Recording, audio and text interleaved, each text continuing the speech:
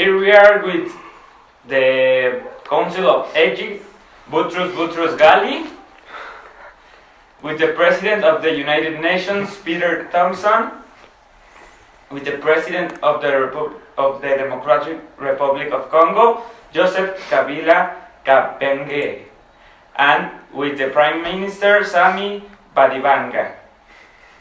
Well, what can you tell us about the Republic of Congo in the 20th century? Well, at first in 1908, the Belgian state wants to annex Congo with all the protests and the overkillings in the country. And there were a lot of atrocities and a mass scale murder with the Leopold's agents. And a lot of Congolese people died in that process. And Leopold was a very unliked person between the Congolese people. Boutros? Well, in 1959, this problem affects Belgium. Begins to lose events in the Congo, following of serious nationalist riots in Leopoldville. Joseph? Well, I think that the agents haven't the right to attack the person they attacked, so maybe they would need to be punished at that time, but that was something that couldn't be. And what can you tell us about when the Congo became independent from Belgium? Well, all the Congo became independent from Belgium mostly because all the riots that were happening there. So I think that Belgium lost a lot of interest in Congo because they already had a lot of territory. So they say, why we have Congos if we still have a lot of territory? So they let them be. And until in 1960s, Congo became independent. And who was the one to help Congo with his independence? Well, it was Patrice Lumumba. He was the first independent prime minister of the Congo, and he founded the Congolese national movement, which advocated the creation of an independent and secular state. Also, we know some important people in that revolution was Joseph Kosabu, that he became the president. What can you tell us about him? Well, he wanted to become the president. It was just after he dismissed Lumumba as prime minister, and he occupied the power and make that they arrest Lumumba in December 1960, and then an undercover operation he sent his agents to kill him in February of 1961, and then Kusabubu led a coup led by Joseph Motubu. Okay, and who was Joseph Motubu? Well, Motubu was the dictator of the Zaire. He actually changed the name of the Congo as the Zaire, and while his 3 decades in power, he looted the country. He joined Lumumba in the independence of the Congo, becoming one of its main political collaborators.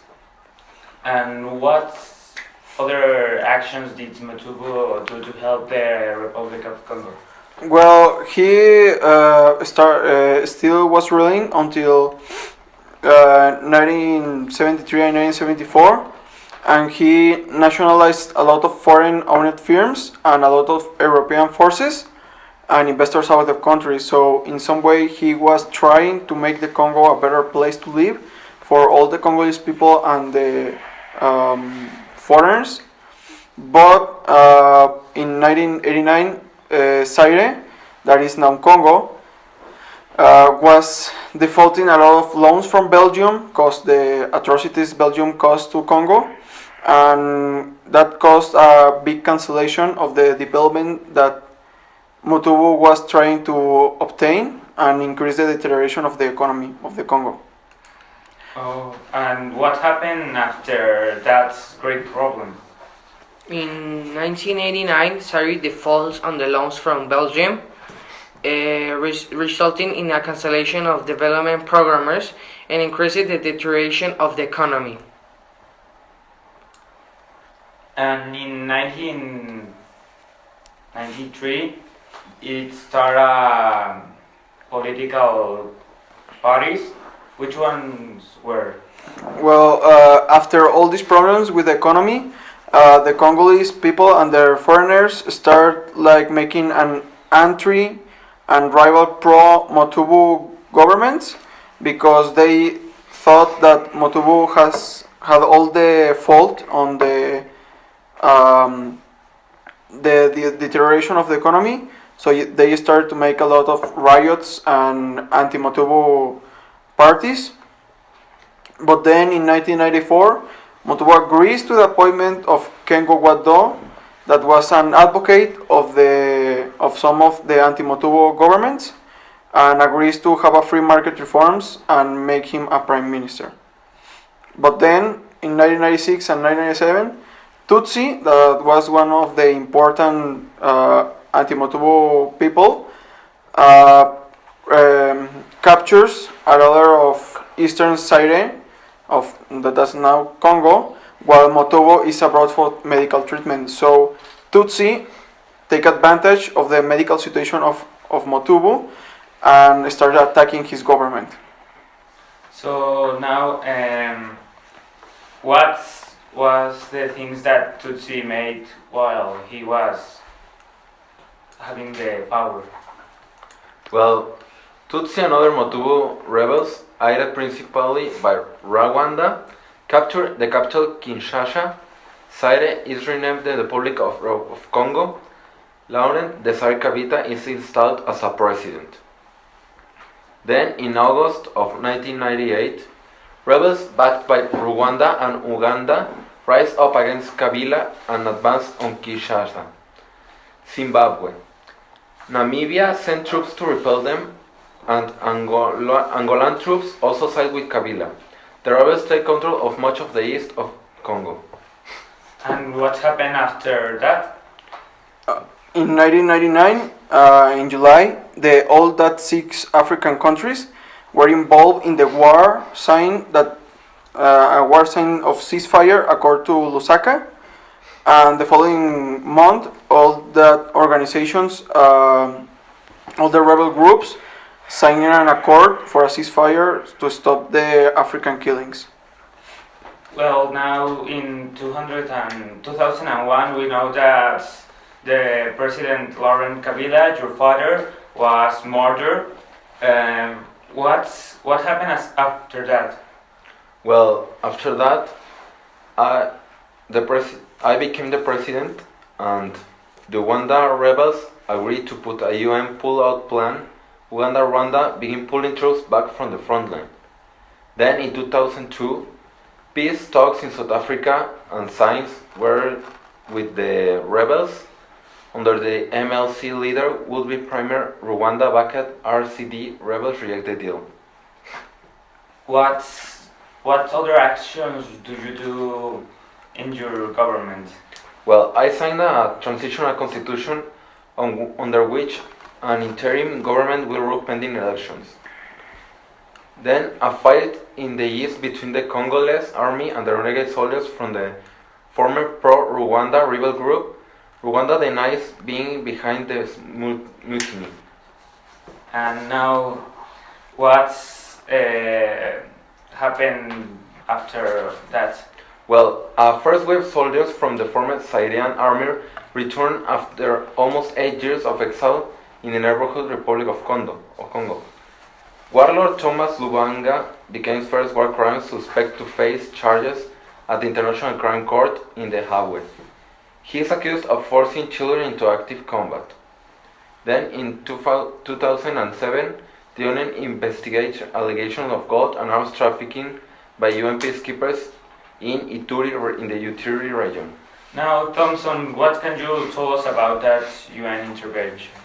I think that actually it was pretty bad that the government was trying to make children work and send them to war to battle, and that caused a lot of disturbs. They didn't make anything to stop it, and it wasn't like a war actually, but there was still a kind of abuse for all the people, and most of the people was mistreated and was treated very bad.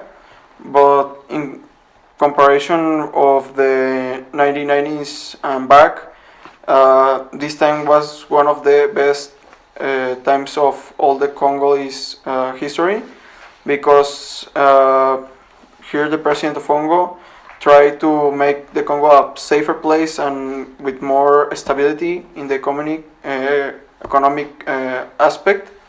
That also actually made that the U.S. Secretary of State Hillary Clinton visits them and offers them 17 million aid for victims of sexual violence. That was very used in that time until 2010. That were a lot of mass rapes in the North Kivu province, but the UN sent a lot of hope with the envoy Margot Wallström and helped the mass rapes end. And then in 2011, Niraye Kulimushi was accused of the mass rape, and he surrenders to the authorities. So the UN had a lot of impact to stop all that rapes and make the people a little bit more safe, and they like more to live there, because the president gave a lot of more security than the all other previous authorities. Okay, now Boutros, can you tell us what happened in 2013?